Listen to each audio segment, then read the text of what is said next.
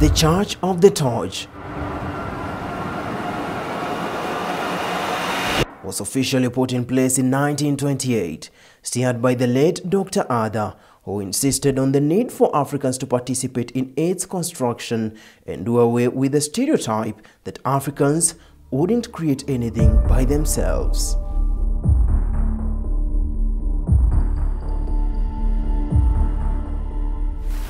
With the help of local residents, Dr. Ada and architect Bernard Gamer and the chief engineer known as Gordon, who the local residents refer to as master builder due to his prowess in construction, helped lay the foundation of the church in 1928. Elder Kenneth Gitau tells me that the construction of the church faced countless setbacks as the local residents had to carry construction materials using African basket and ox carts provided by the congregants. Despite the challenges, the spirit was still on, and there was need to ensure the building stands tall.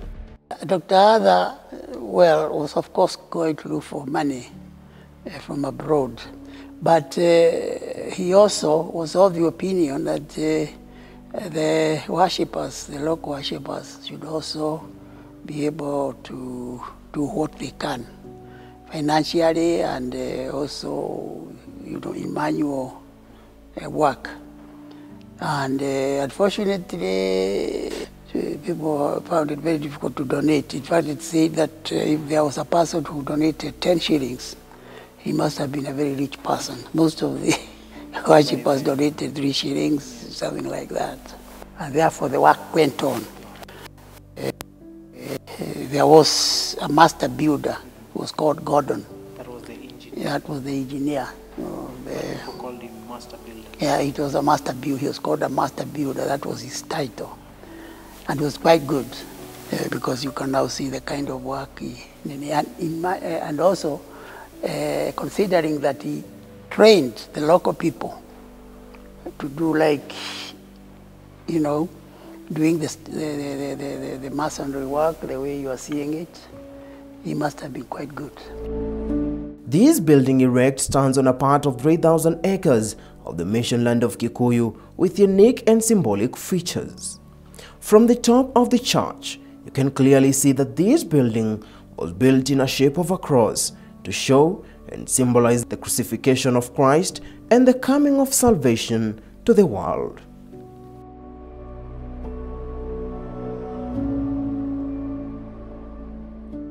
To unwrap this misery, I meet Elder George Wawero, who helps me understand the architecture of the building, and he tells me that almost everything in this sanctuary was projected from the scripture. The wood that did the roofing is very special. It is treated, and it's of a unique type because it's a very hard wood. The tiles have also aged with time, but they have remained firm, no breakages at all. When you come inside the building, you find that it has a specific number of pillars, specific number of windows, and a specific number of tiles that were left behind by the builders. So you will find that, like inside the sanctuary, we have 12 pillars. And we all know that Christ had 12 disciples.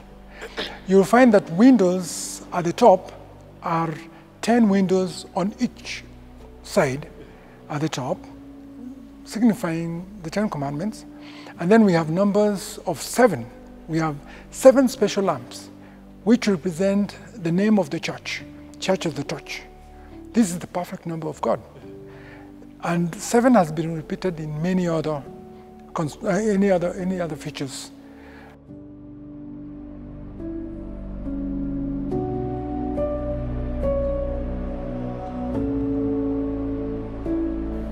A very significant feature that would go unnoticed on this sanctuary is a pinhole that is positioned at the pinnacle of this sanctuary, which was positioned direct proportionally to the sunset rays at exactly 3 p.m.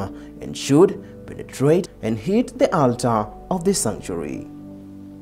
We have at the end of the church, we have on top there a round window.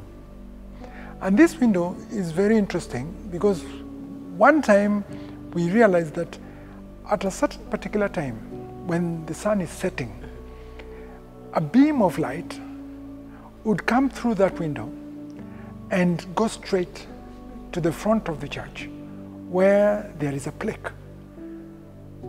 And it would beam on the plaque. The two windows, they will represent the tablets that Moses received at the mountain that contained the 10 Commandments. And it's also duplicated in other parts of the church.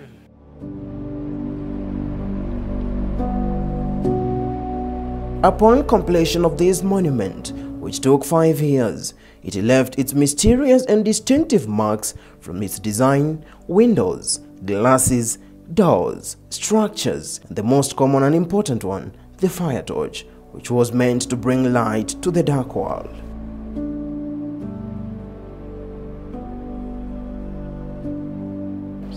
Yeah, we have 7 steps, okay, on the front door of Kimodo Church. And these steps have been made with 7 tiles across. So there are 7 tiles across, times 7, significant number again, about the number of times you're supposed to forgive each other. It's about forgiveness. And even the tiles on top, the significance also is about the numbers of the tiles, the red tiles. They specifically put a number that we can relate with. There are 7 tiles times 11, that's 77 on both sides. So you see, forgiveness is in the center of the Church of the Touch. How we are supposed to forgive each other, how we have received forgiveness from God, and this is repeated in many ways. During my stay here, I met Simon Mohia, a son to Hannah Wairimo, one of the few sole survivors as the builders and stewards of the Church of the Torch during its construction.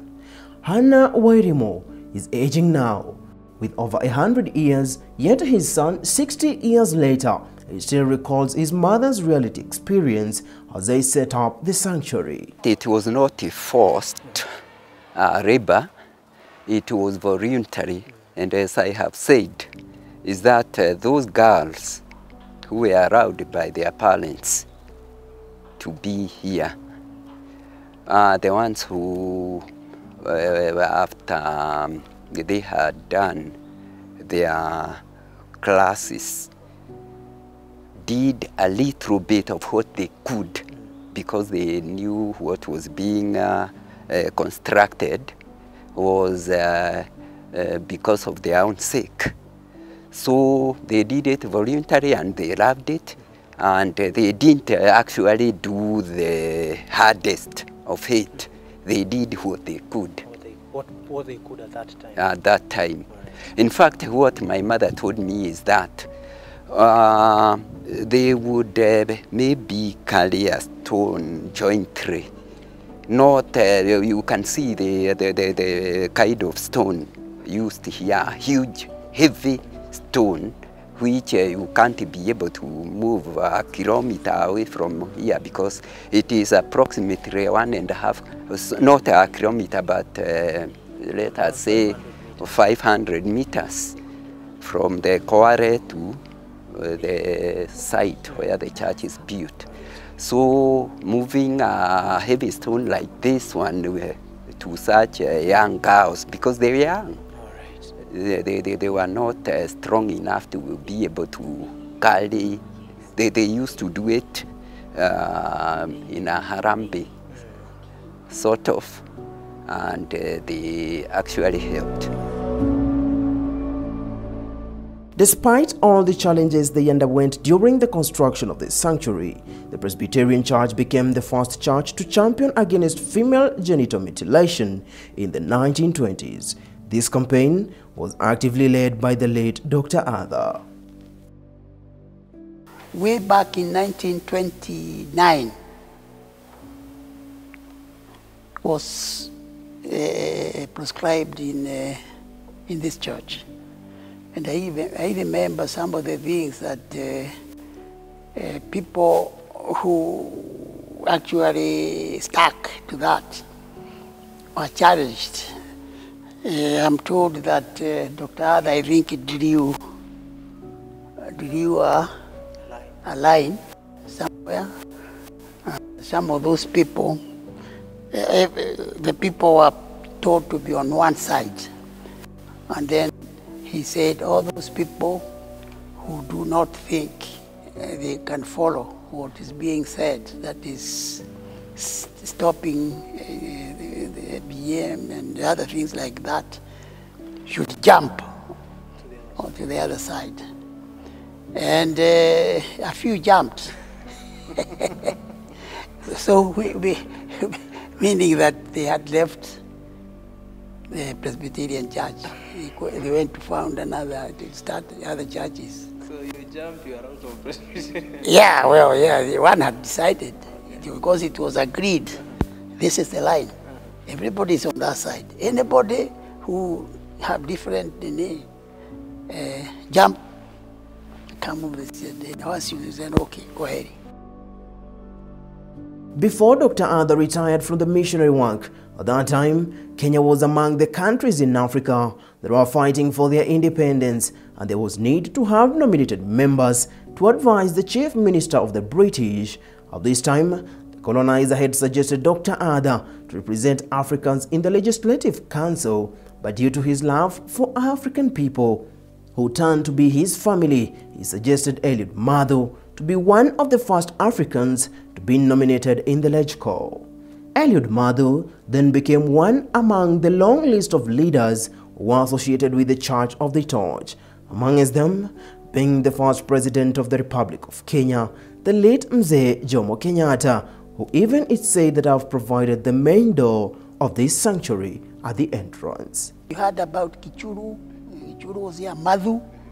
And you know, one interesting thing is this, that when the first Legislative Council, which was like the parliament of that time started, Legislative Council, you've heard about it. Yeah.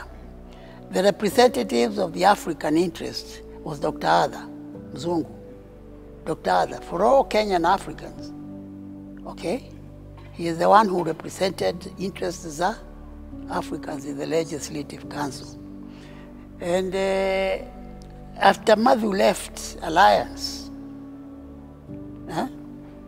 he took over that representation. He became the representative now instead of Dr. Ada. So this is a big contribution because he was now like the MP for all the Africans. Famous missionaries as Kikuyu, Dr. Arthur, he also fought for secondary school education so that people coming from that activity could take higher education like in engineering, like health. And indeed, with the setting up of Alliance High School, that's where the first medical doctors sprang from. That's where the first engineers, Africans, sprang from. But if it were left to the colonial government, people who had just been trained up to class 8 to be utilized mainly as clerks and that kind of junior level. Dr. Ada was talking about this boy called Gichuru, and he was telling his father the other people. Yeah? And true to that, in 1968, when elders saw Gichuru, then he was a minister, they told him, you are left this work by Dr. Ada, organize and let's have a bigger Harambee and try to also seek donations from your colleagues, even Jomo Kenyatta. In fact, Jomo Kenyatta is the one who contributed money to buy that door there, the main door there. Yeah. This 800-seater chapel that costed about 700,000 Kenyan shillings has remained erect here for almost 100 years, and as its own precious history has helped push forward most of the developments in this area, just to mention but a few, which are the famous Alliance Boys and Girls High School, where most iconic profiles of this country had their education, like the late Oginga Odinga, among others. The Kikuyu Mission Hospital, the Presbyterian University of East Africa are also just a few of the long list of developments put in place in this area and in the country upon completion of the sanctuary. Several important schools like Alliance High School, Alliance Girls High School, several secondary schools, Kikuyu High School, Musagetao Secondary Schools, teacher training, thogoto teacher training college is here. And way back in 1908, a famous hospital, Kikuyu Hospital, was started in 1908. And Kikuyu Hospital is known all over the country. Mainly, it's eye clinic. It is a renowned eye clinic. They have an orthopedic section, which again treats beyond Kenya borders. But you know, even Oginga, Yes. Oginga Odinga, learned at Alliance. He was Yes. he was Alliance graduate of Alliance High School. Yes. So this Presbyterian institution, as you are told, was very, very neat to the leaders. All right. Yeah.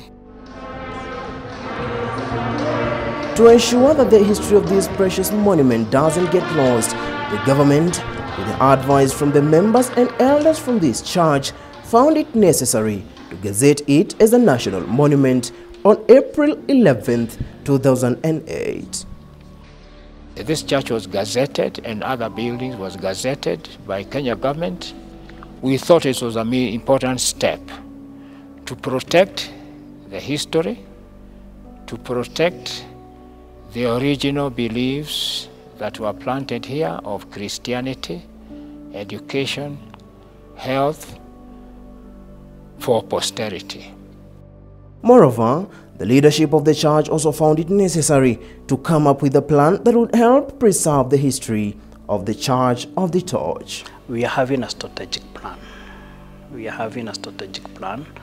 And we had a 5-year one, then we are having another one. And with the strategic plan, it is helping us to think beyond. And also it is also helping us to help this church to grow in a way that we are upgrading, we are raising our standard, because most of our young people, actually you find they are going to the mushrooming churches, and so that is why we decided that we need to have a strategic plan that is going to help us to know where we have come from and where we are heading to. One, we look at the issue of education. Then we look at the issue of the social life. How are we going to be relevant in the society, and how are we going to start other churches? And we thank God, because for the past 20 years, actually we started the Rime Church. Now we started another church by the name Keradimo, and we are also going to start another church, so that we may be felt. Besides this, the clergy then found it necessary to have a cemetery adjacent to the sanctuary to commemorate the lives of the past elders and the stewards of the Church of the Torch. Who was this? Could you maybe remember? It was a big mistake because a minister before Reverend William.